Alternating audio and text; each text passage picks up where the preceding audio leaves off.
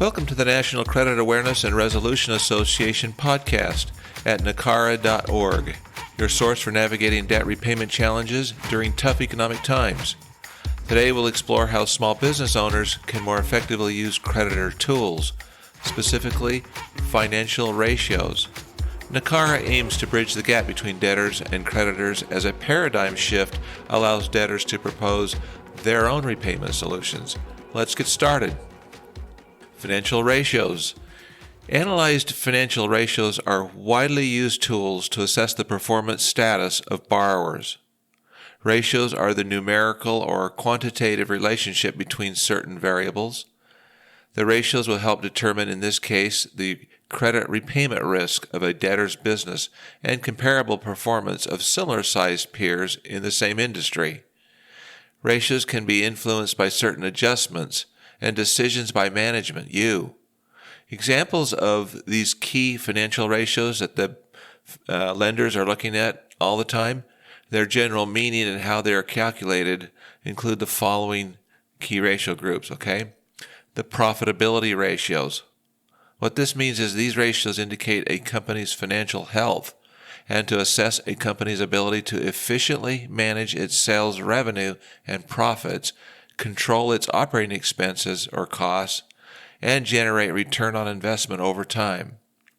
Examples of these ratios include the gross profit margin, the operating profit margin, the net profit margin, and profit to total assets, and direct cost and expense ratios. Let's look at these in a little more detail. First, the gross profit margin. Obviously, it's the spread between the sales prices and the cost of the goods sold. Simple calculation, gross profit divided by net sales times 100 gives you the ratio. The operating profit margin. It's the profit percentage after the cost of goods sold and selling and general and administrative expenses. And of course, it's calculated by taking the operating profit and dividing it by net sales times 100. And then there's the net profit margin, the net profit from each dollar of sales. And it's calculated by taking the net profit and dividing it by the net sales and times 100. What about the return on assets or ROA? This shows the rate of return on average assets. Use the earnings before interest and taxes, which is EBIT, EBIT, to total average assets. This is also an efficiency ratio, or you calculate it by the net profit before interest and taxes divided by total average assets times 100. I would note that the EBIT is used instead of net profit to keep the metric focused on operating earnings without the influence of tax or financing differences when compared to similar companies. This way they can compare how your business looks to your other businesses in your industry, your peers. The average assets amount is determined by adding the beginning total assets plus the ending total assets and then just divided by 2. Now let's talk about the efficiency ratios. And these ratios are used by creditors to measure a company's current performance in generating income from the use of its assets. They measure management's ability to manage and control its assets and include sales to assets, inventory days on hand, accounts receivable days on hand, accounts payable days on hand, sales to net fixed assets, and return on equity. These ratios can be compared with peers in the same industry. This is what the lender will do. They'll compare your profitability and your efficiency now. But let's look at some of these ratios in more detail. The sales to assets, and this is also known as the asset turnover ratio, and it shows the dollar amount of sales generated by each dollar invested in assets. Simple calculation, net sales divided by total assets. The inventory days on hand. Okay, this is how many days of inventory you have on hand. It shows the average number of days of holding inventory. Simple calculation, take your inventory, divide it by the cost of goods sold, and then you times it by 365. And that shows how many days of inventory you have. Same thing with accounts receivable day on hand. This shows the average number of days in the receivables collection period. So how long it's taking to collect your receivables.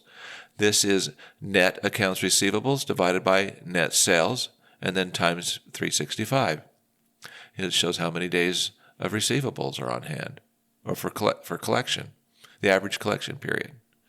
Now, the same thing applies for accounts payable days on hand. And this shows the number of days payables to the suppliers. And this is calculated by the net accounts payable divided by cost of goods sold times 365. And the next is sales to net fixed assets. The dollar amount of sales generated for each dollar invested in fixed assets. Simple. Net sales divided by net fixed assets. And your return on equity, which measures the rate of return on the owner's equity. And that's where you take the net profit before taxes and divide that by the tangible net worth, and then times 100. Now let's talk about what the operating cycle is. This is used by lenders to calculate the number of days that financing is needed. It's a calculation. It's called the operating cycle.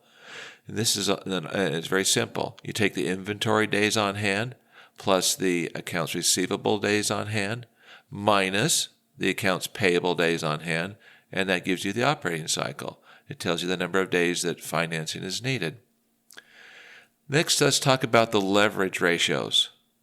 These ratios provide insight into how the company's assets and business operations are financed, either by debt or equity. Debt, the lenders; equity, you. They compare the funds supplied by business owners with the financing supplied by creditors and will be used to measure debt capacity and the ability to meet obligations. Obviously, the higher the debt ratio, the more difficult it might be to service all that debt, right? These ratios may include debt to total assets or debt to net worth, debt to tangible net worth, and even debt to earnings before taxes, depreciation, and amortization, or EBITDA, and interest coverage. Okay, let's look at debt to total assets. This represents how much external debt is used to fund assets. And the calculation is simple. Total liabilities divided by total assets, and then times 100. How about debt to net worth? This is the relationship between outside debt versus the owner's equity. Very simple. Total liabilities divided by net worth. And how about debt to tangible net worth? And this is a more accurate leverage analysis due to the elimination of the intangible assets like goodwill, just the fluff. And this is simple also. Total liabilities divided by tangible net worth. How about debt to EBITDA? Debt to earnings before interest, taxes, and depreciation, and amortization.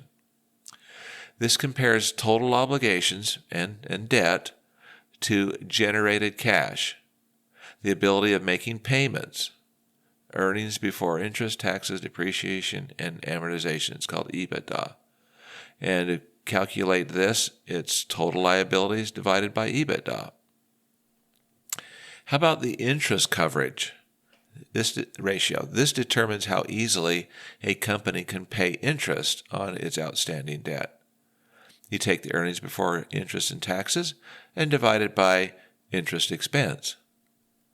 Next, let's look at the liquidity ratios. Again, the lender is going to be neck deep in all these ratios.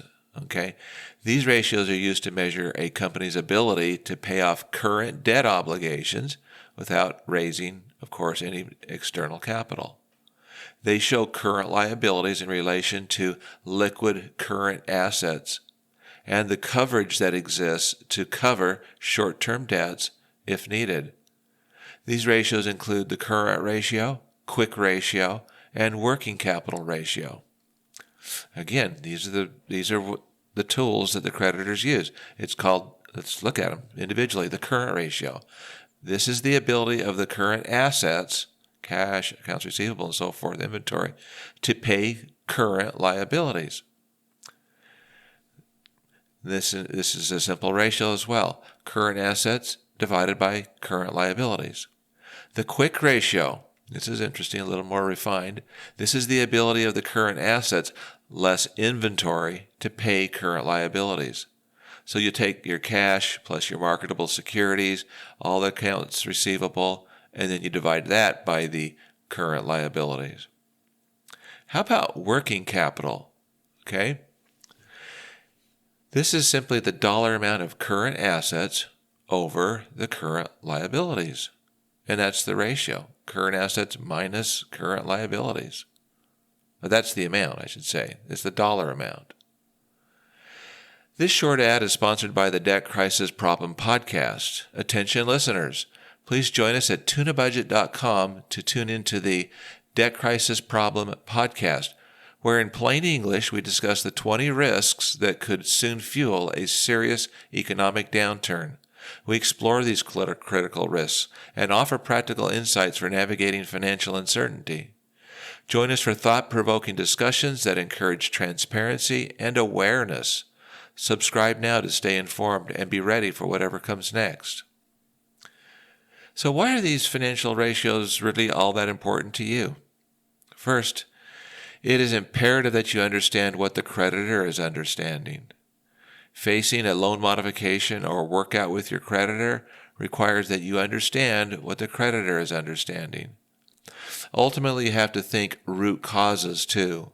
Of course, you understand what is happening in your business, like declining sales, your margins are getting squeezed. But what are the reasons behind these things happening? Are there more reasons for that happening? Something more core or fundamental? Do you see any trends?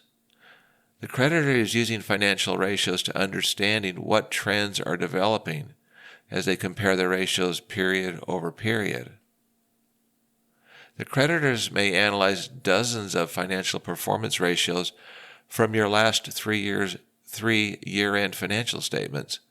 The analysis will also include the most important or the most recent quarter end compared to the quarter from the prior year, based on your most recent interim financial statements. These ratios will allow the creditor to determine how well, or if you have or will likely have, the ability to repay your loans. Your financial performance using ratios will also be used in the creditor's risk rating of your loans. Now another word on working capital. This is, of course, current assets minus current liabilities. Working capital, in my opinion, is like fuel for your plane. The strategic decisions you make for your business may be compared to the many instruments in an airplane cockpit. You're the pilot, and you own the controls, all the buttons and the dials. How you use them equates to the decisions you make every day. They will result in how you successfully navigate and fly the plane. If you fail to get enough speed or altitude, well, you know what will happen. Some debtors are flying their planes straight into the mountainside as fast as they can. They hardly have a clue that they're doing so. And guess what? Creditors are not perfect either. They too can make bad lending decisions that can cause their financial institutions to fail too, right? That said, your company's working capital is critical to your flying experience, as without sufficient cash reserves to meet those current repayment obligations, the plane won't make it and will run out of gas, even if you're profitable. If you sell your products to clients that can't really pay you on account, while you look profitable on paper, it won't be long before your working capital takes a hit, right? You have to collect the receivable, or you're not going to have any cash, right, to make the current payments. What would happen if you purchased some company's obsolete inventory that you got at a hefty discount, but couldn't sell yourself, but at a loss? There are numerous examples of where your plane's dials and controls, in other words, all these little decisions you're making, where they might be misused or abused, whether you realize it at the time or not. But that's the beauty of owning your own plane. You get to fly it. You get to make the decisions. And the lender, it is flying its plane too, and is comprised of many passengers just like you. So the stakeholders are kind of like all interconnected in a sense. The lender's success depends on you, and of course others, on being successful too. In the end, if you're having financial difficulties, you must make the creditor willing to get on board with you. The same analogy could be made for a boat too. You must know how much fuel or working capital is there, and why it's there, and how to preserve it or to increase it. As you know all this. And it all shows up in the financial ratios. So know what these ratios mean. I've introduced them to you. And take a deep dive in some of these. And look at your own ratios and ask yourself why those trends are happening. If your accounts payable days on hand are increasing, that means you're not paying your accounts payable. Why? Well, maybe you're extended the terms of accounts receivable. People are just not paying you soon anymore. So you've got all the dials, all the buttons. These are policies that you set. You control them, and they result in financial ratios. And they have trends if you analyze them over time, each quarter or year over year. The creditors are seeing these things. Those are the tools they use to make decisions. The better you know them, okay, the better off you have a chance to have a successful workout and maybe even survive. Again, no excuses. You must know your ratios and what they mean, especially like I said, in an economic downturn. Is there any excuse for you not to know and understand your key ratios and the root causes behind your company's performance? Do you think your creditor will sit down, give you a copy of the credit analyst's financial statement spread, and discuss your financial performance? I'd ask for it. I would ask for the spreads and see all the ratios they're looking at. Of course, you'd think, if things are bad, you may feel that your lender is looking for a parachute or a life rescue boat or something if you're not doubtful or unprepared to answer its questions, like an exit strategy, in other words. So that's why you want to get a hold of those ratios and understand them, and because this is a partnership in a sense, okay? They've invested money into your company, and along with your equity, you're financing your business operations, your assets. To the extent you're unfamiliar with certain ratios, though, could you not conduct additional research online and become conversant as needed? Credit-related ratios are going to be used in the analysis of your financial condition. That's how they do it. And such may be required in the loan agreement in the form of financial performance covenant requirements. Creditors will use these ratios as financial benchmarks, the minimum and levels of performance, so that they can call a timeout, a technical violation or default, and address the performance issues with you. So you absolutely must understand what and how financial ratios and trends work so that you can use them to your advantage when offering your own debt repayment solutions. Thank you for joining us. Today we covered the Creditor Tool, financial ratios, as debtors prepare to propose their own repayment solutions. We want to hear from you. Share your own credit risk memo and debt repayment experiences, questions, and recommendations with us at nakara.org. If you found today's episode helpful, please subscribe for notifications of future podcasts. Your feedback helps small businesses stay in business. And until next time, step forward and take responsibility for your own debt repayment solutions. Thanks again.